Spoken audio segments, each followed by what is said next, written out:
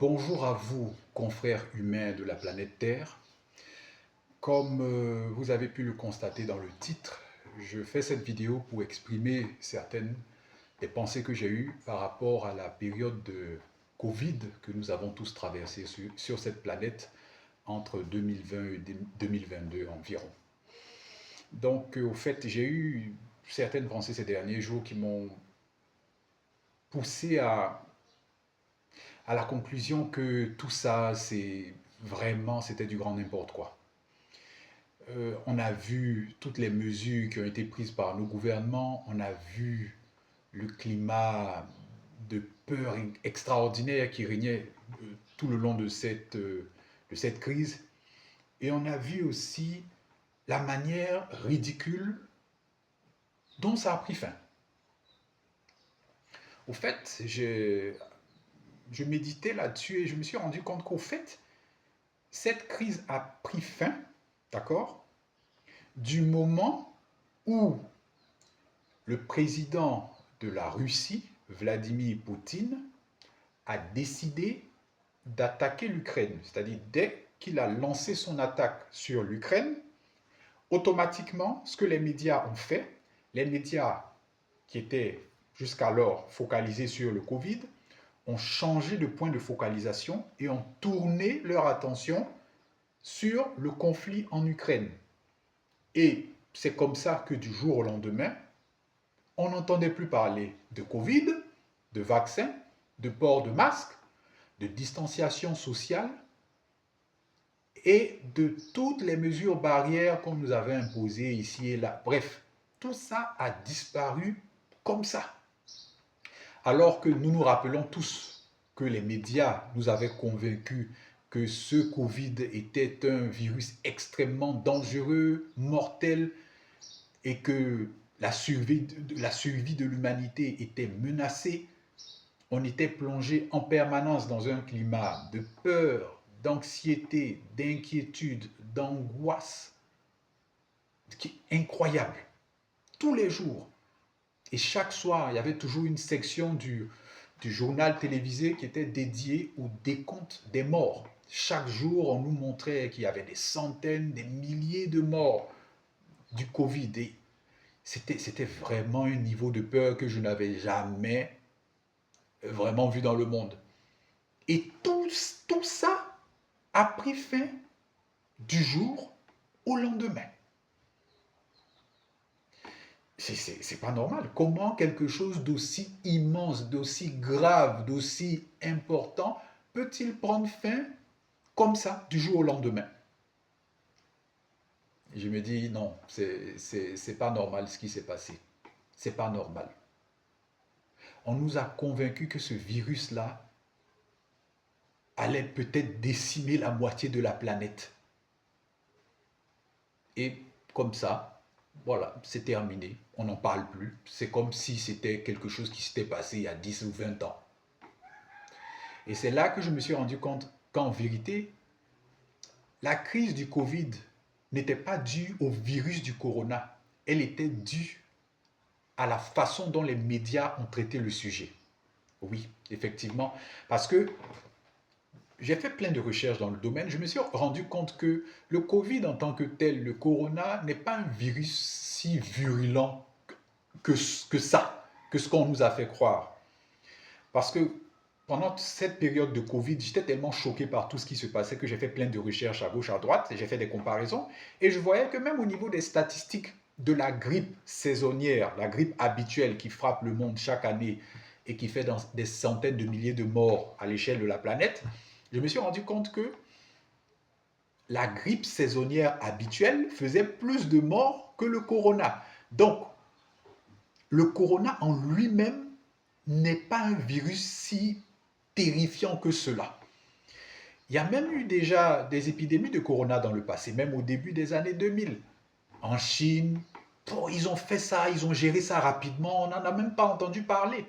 Mais cette fois-ci, ils ont décidé d'utiliser ce virus-là comme une arme pour soumettre l'humanité à quantité de mesures que les populations n'auraient pas acceptées en temps normal. Bref, nous avons été aussi forcés à prendre les vaccins. Pour la première fois dans l'histoire de l'humanité, des vaccins ont été administrés à des humains sans avoir été au préalable testés dans des laboratoires. Ça aussi, c'est du jamais vu. Donc, il y a trop de choses vraiment qui font que cette crise-là, c'est-à-dire quand je reviens là-dessus, je me rends compte qu'on s'est foutu de nous et c'est pas normal. C'est pas normal. Les vaccins, tous les vaccins, quel que soit le type d'épidémie, ont toujours fait l'objet de tests sur au moins 5 ou 10 ans avant d'être inoculés à des êtres humains. Pendant cette période de Covid, en moins de 10 mois, ils ont développé un vaccin qu'on nous a inoculé sans même faire des tests préalables. Et vous-même, vous savez quelles ont été les conséquences de ces vaccins sur bon nombre de personnes. Évidemment, il y a des gens qui ont fait ces vaccins qui n'ont pas eu de problème, d'accord, ils sont chanceux, mais il y en a aussi énormément qui ont eu leur santé complètement bousillée. Il y en a même qui se sont retrouvés dans un cercueil à la suite de ces vaccins. Moi, j'ai 2 exemples dans mon entourage proche de personnes qui sont mortes dans les semaines qui ont suivi la prise de ces vaccins. Et tout ça, on n'en parle pas. À l'échelle mondiale, il y a des centaines de milliers de personnes dont la santé a été bousillée et même qui ont perdu leur vie à cause de ce qu'on nous a imposé comme restriction. Et aujourd'hui, on n'en parle plus, c'est fini. Une période pendant laquelle on a fermé des entreprises, il y a des entreprises qui ne pouvaient plus survivre dans un tel contexte, qui ont fermé leurs portes, les gens se sont retrouvés au chômage. Il y a des gens qui ont sombré dans un tel état de dépression qu'ils ont même fini par abréger leur séjour sur la planète. Bon, c'était vraiment grave ce qu'on nous a fait traverser. Et tout ce cinéma-là a pris fin en un instant. Donc en vérité, si les médias n'avaient pas autant focalisé leur attention sur ce virus, on n'aurait pas connu la crise qu'on a connue. Donc, ce n'est pas une crise sanitaire que nous avons traversée, c'est une crise médiatique. C'est ça que je veux vous communiquer. Ce n'est pas une crise sanitaire, c'est une crise médiatique. Parce que même quand j'ai fait des comparaisons, parce que nous, Africains, nous savons que l'une des maladies qui nous fatigue le plus ici en Afrique, c'est le paludisme. Même quand je faisais à l'époque, parce que j'ai plus les chiffres dans la tête, quand je faisais les comparaisons avec les morts du paludisme chaque année en Afrique, je me rendais compte de façon très claire que le paludisme tue infiniment plus que le corona. Donc, je me dis, mais il n'y a pas de justification à toutes ces mesures terrifiantes qu'on nous impose, parce qu'il y a des maladies qui font beaucoup plus de dégâts ici en Afrique. Mais qu'est-ce qui se passe? C'est quoi le problème? Y a-t-il autre chose derrière tout ce qu'ils sont en train de faire? Ils ont peut-être d'autres projets, d'autres intentions, parce que si c'est juste le fait que le corona tue, mais il y a des maladies qui tuent infiniment plus que le corona et que nous avons ici en Afrique depuis des décennies, mais pour lesquelles on ne développe pas de vaccin et tout ça. Bon, peu importe.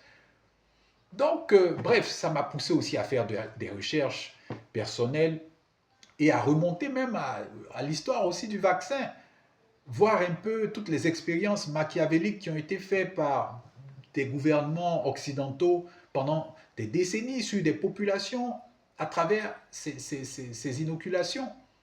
Je suis tombé sur des cas scandaleux où des gouvernements ont fait injecter à des populations des substances toxiques pour faire des tests sur le fonctionnement du système immunitaire humain. Regardez par exemple, entre 1946 et 1948, le gouvernement américain a déployé une équipe sanitaire qui a fait vacciner les populations du Guatemala.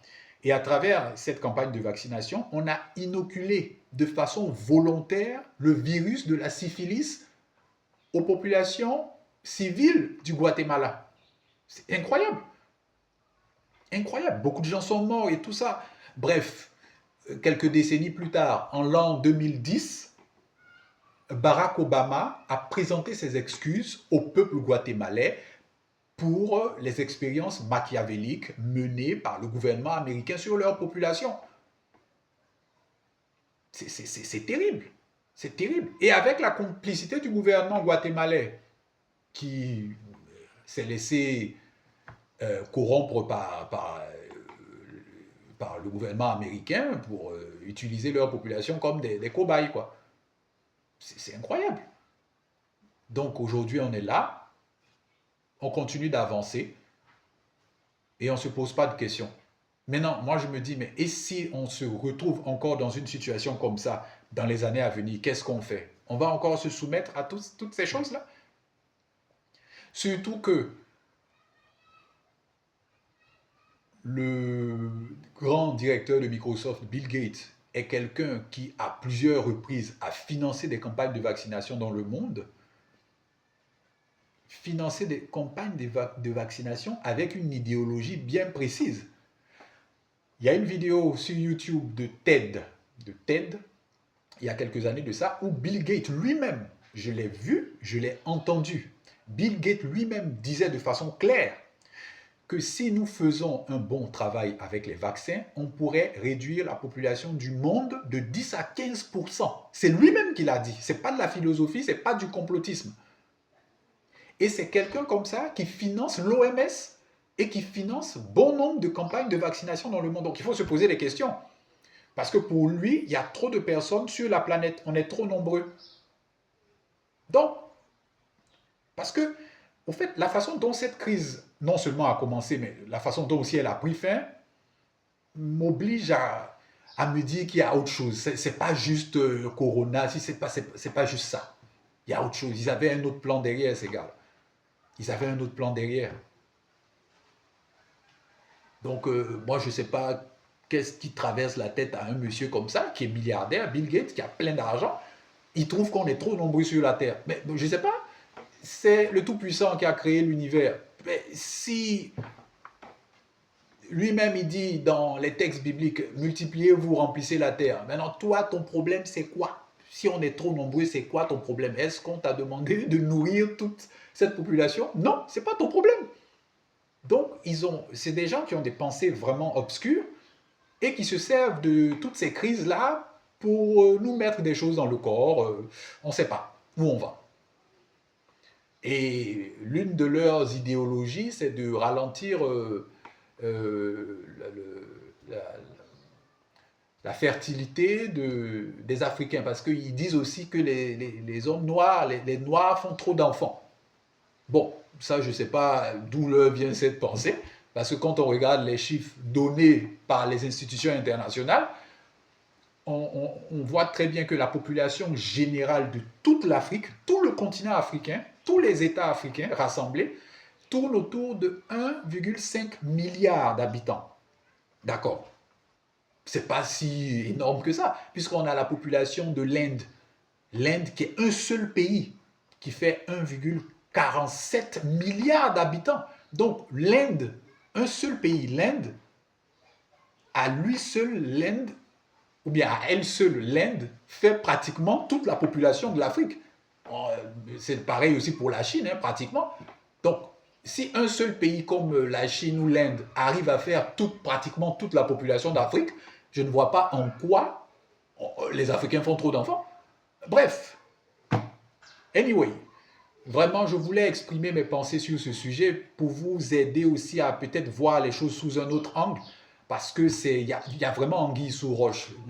La façon dont les choses se sont passées, c'est pas normal. Et je voudrais vous pousser à réfléchir davantage sur tous ces événements, de telle sorte que si jamais on se retrouve encore dans cette situation, parce que ces dirigeants-là, vraiment, je ne sais pas qu'est-ce qui se passe dans leur tête. Ils peuvent encore nous faire sombrer dans ça. Au moins, si on se retrouve encore dans cette situation, on puisse enfin réagir, faire quelque chose, ne pas se laisser entraîner dans ce cauchemar-là qu'on nous a fait vivre. Hein? Un cauchemar dans lequel toutes ces entreprises pharmaceutiques-là se font énormément d'argent. Vous voyez un peu toutes les sociétés pharmaceutiques qui se sont battues pour arracher le marché des vaccinations. Hein?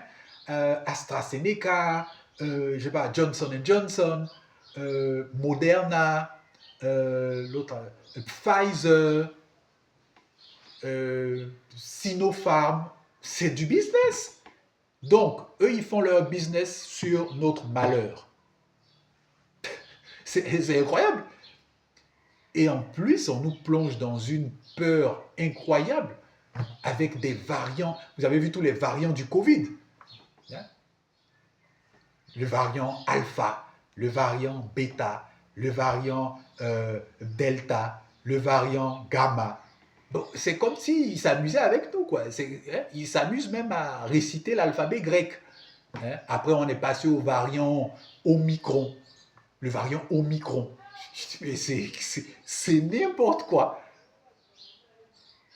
Et pendant ce temps, sur le terrain, nous ici en Afrique, surtout là où je suis, les gens vivaient normalement. Je n'ai pas vu des gens s'écrouler, mourir du Covid comme on essayait de nous faire croire dans les médias. Donc vraiment, chers confrères humains de la planète Terre, vraiment je vous invite à être beaucoup plus prudents la prochaine fois que nos gouvernants vont nous pousser dans de tels abysses pour que nous ne nous laissions pas facilement entraîner dans n'importe quoi. Bref, parce que si le peuple vraiment résiste et n'est pas d'accord, les gouvernements seront obligés de céder. C'est parce que nous aussi, nous avons obéi sans discuter, on est parti. Bon, bref. Anyway, donc je vous remercie pour votre attention et je vous souhaite une excellente journée ou une excellente soirée. Ça dépendra de l'heure à laquelle vous verrez cette vidéo. Et puis voilà, à bientôt. Voilà, merci.